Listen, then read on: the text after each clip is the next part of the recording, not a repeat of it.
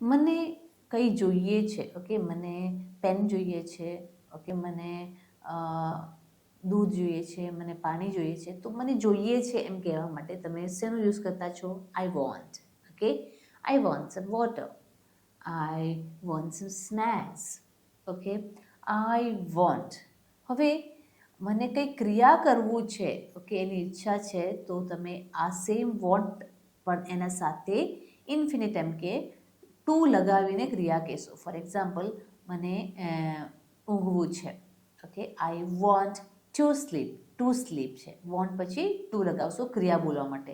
I want to it, I want to drink, I want to travel, I want to call.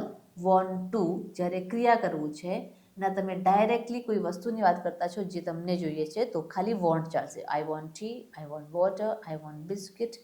સો ધ્યાનથી want અને want to use કરવા શીખશો. Comment બોક્સમાં એક sentence તમારી તરફથી આવી જાય. લાઇક અને સબસ્ક્રાઈબ કરવા ભૂલતા નહીં.